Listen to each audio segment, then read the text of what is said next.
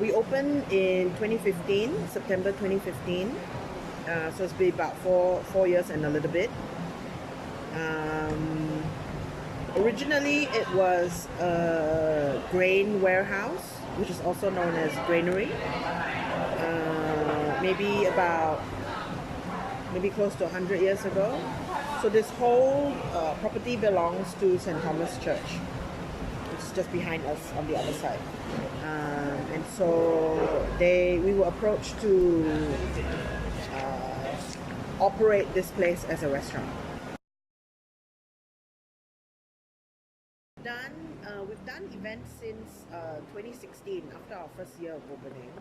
So our most common event is weddings. I think it's a trend where couples like to get married not in a hotel, not in a function like a BCCK, like that kind of place. So we can seat 100 at one time. So they also like that. So it's like a smaller wedding. That's very common. Charity-wise, we've done a few with children's. We did Kids Speak, where children present, they practice presentation skills, and they present on behalf of their charities.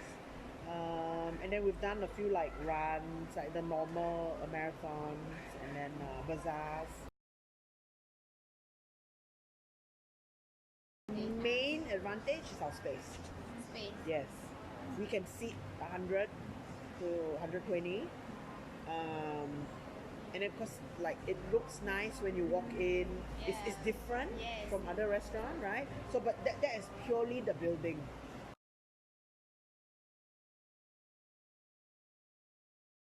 So we use, so for staff performance, we use, it's quite easy because we have managers.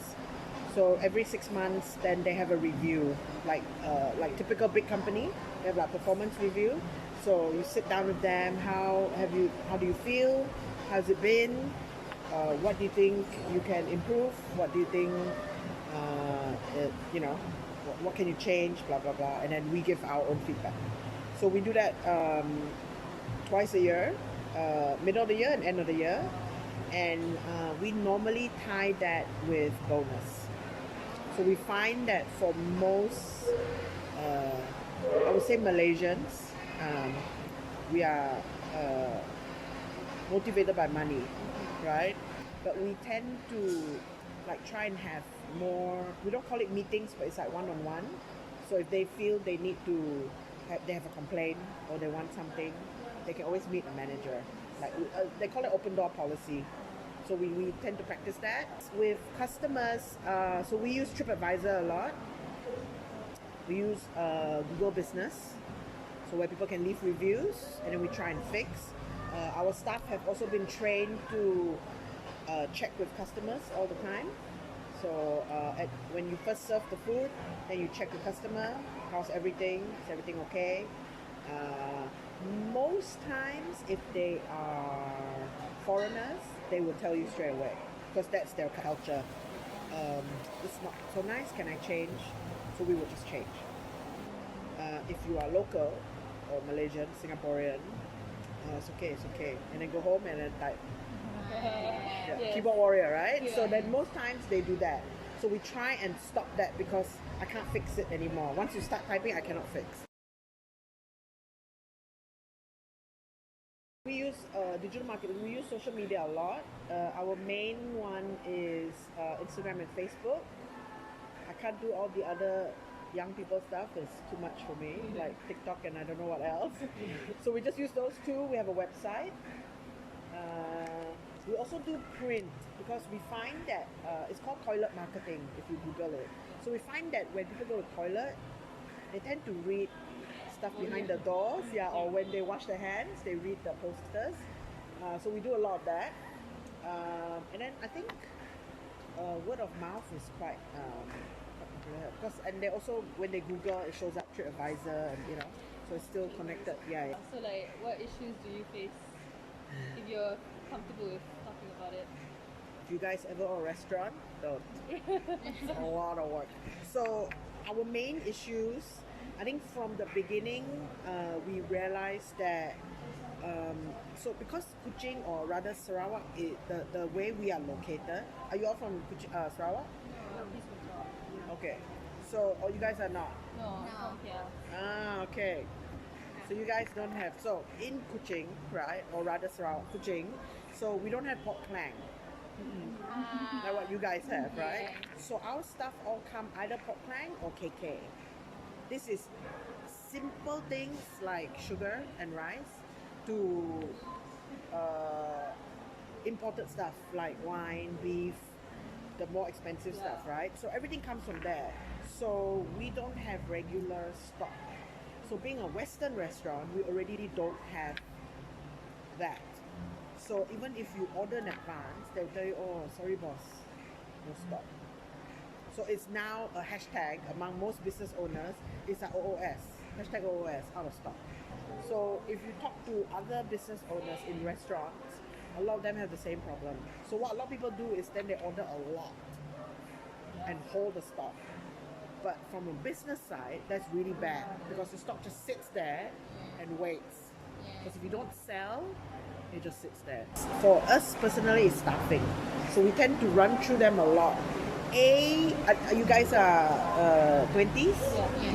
Okay, so your generation, I'm older obviously, your generation, fortunately it's also known as a snowflake generation, right? I'm sure you've heard it. Yeah. So, oh your boss, it's very hot lah, I think I quit.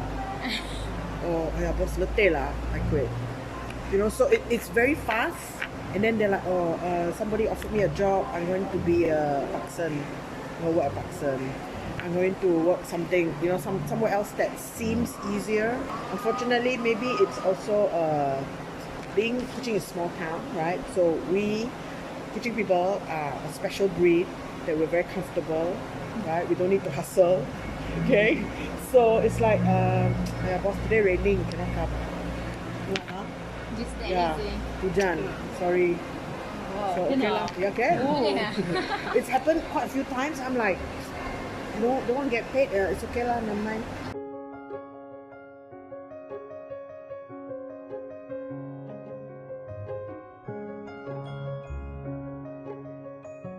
One of the problems our restaurant face is constant out of stock, and our solution for this problem is better management in inventory, where the owner need to estimate the demand, like for example during the festive season such as Christmas, the ingredient like rosemary or meat and so on need to be in stock to fulfill the menu for that season. Secondly, estimating delivery and lead time, where during delivery there is processing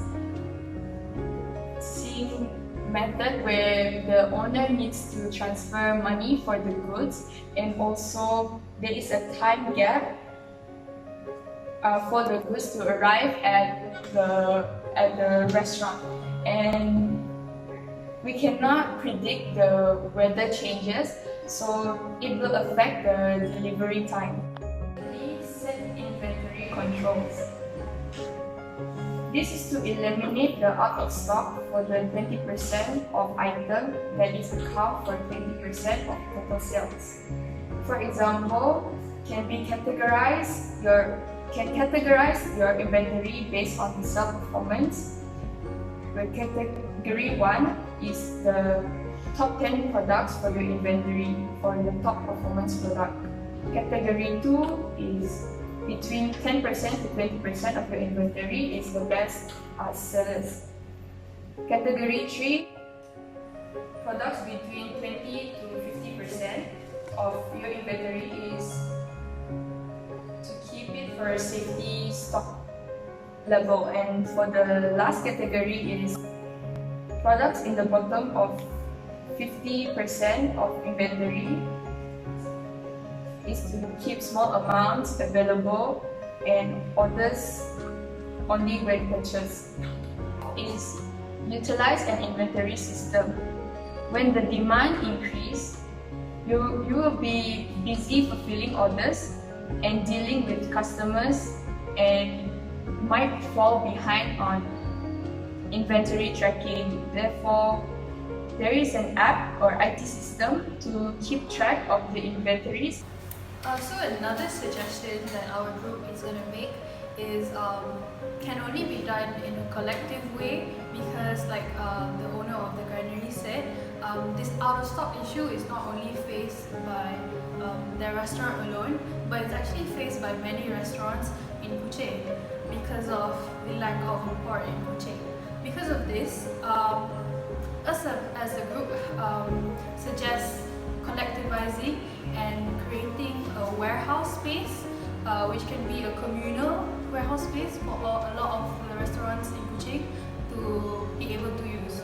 So they can collectivize and buy an area to create a warehouse whereby in this warehouse certain restaurants can pay to use the warehouse for a specific time, because the issues that they face is basically the lack of space to keep their stock, because in the center of Kuching, all these restaurants would have a lot of space to keep their stock. So by providing a space for them to keep their stock, it will be a good way for them to be able to extend the shelf life and the usability of their products.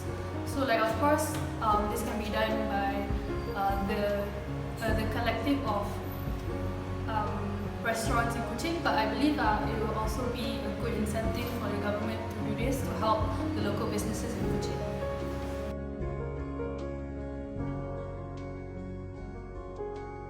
Issue that the owner of the restaurant face is the high turnover of the employees.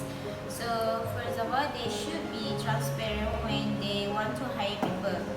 Example, they can put a strict requirement in the contract before they hire their workers.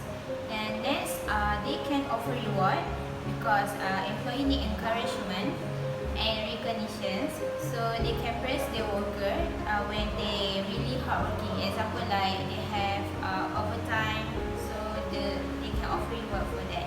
And next is they need to hire the right people.